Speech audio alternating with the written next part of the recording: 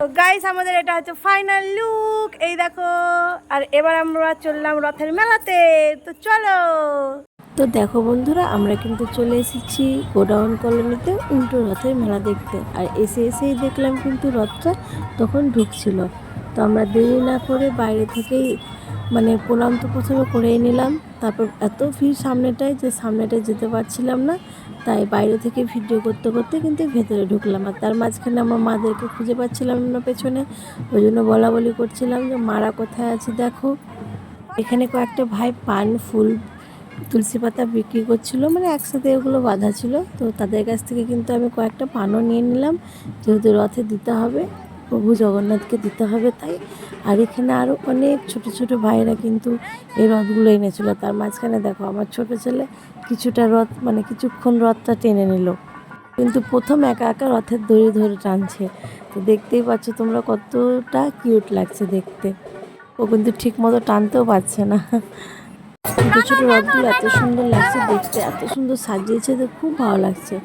আর এই দেখো এখানে রথ এনে দাঁড় করিয়ে রেখেছে, এখান থেকে সবাই রথের দড়ি টানছে। তার মাঝখানে দেখা হয়ে গেলো আমার জায়ের সাথে, আমার দিদি ভাইয়ের সাথে।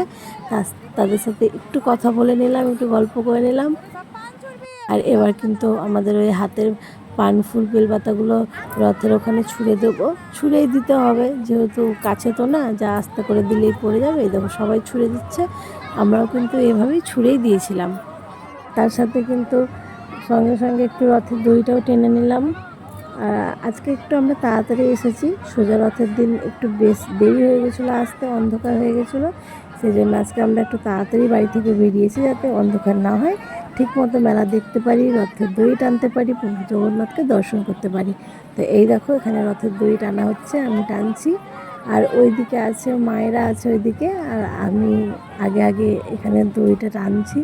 আর তারপরে এই দেখো এটা আমাদের গোডাউন কলোনির রাধাকৃষ্ণ, সেখানে গিয়ে পঞ্চামৃত খেয়ে নিলাম, রাধাকৃষ্ণকে দর্শনও করে নিলাম। আর এই যে আর পাশেই দেখতে পেলে এখানে ভোগ রান্না হচ্ছে, ওরা কিন্তু বারবার করে বলছে যে সব কিন্তু ভোগ গ্রহণ করেই যাবেন। দেখো কত বড় বড় কড়াই ভোগ রান্না হচ্ছে সবার জন্য।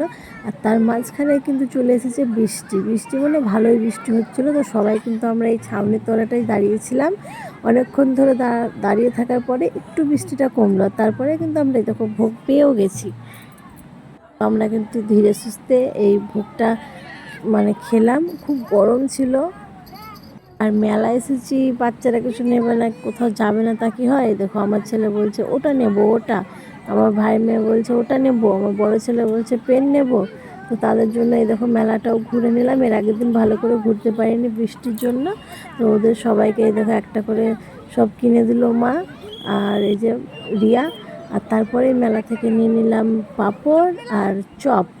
মেলাতে এসে পাঁপড় না খেলে তো হবেই না, চলবেই না। চপগুলো এত সুন্দর লাগছিলো, গরম গরম ভেজে দিয়েছিল, খেতেও কিন্তু খুব সুন্দর ছিল, খুব টেস্ট ছিল, অথচ নিরামিষ চপ মনে হচ্ছিল না।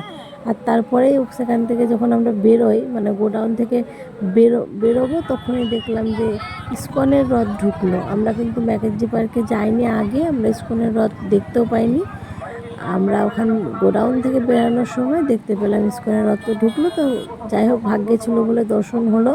আর প্রচণ্ড ভিড়, ওইটুকুটা তো বেরোনোই যাচ্ছিলো না, এত ভিড়। এখানেই প্রভু জগন্নাথকে দাঁড় করিয়েছিল। আর এখানেও বলছিল যে ম্যাকেঞ্জি মাঠে প্রসাদের ব্যবস্থা করা আছে, সবাই সেখান থেকে প্রসাদ পেয়েই যেতে। আর ম্যাকেঞ্জি মাঠে যাইনি, আমরা চলে এসেছিলাম, আমার ছেলে বলছিল মোমো খাবো, তাই সেখানে দেখো এদেরকে মোমো খাওয়ালাম, চিকেন পকোড়া খাওয়ালাম, দিয়ে চলে এলাম বাড়ি। তো বাই বাই।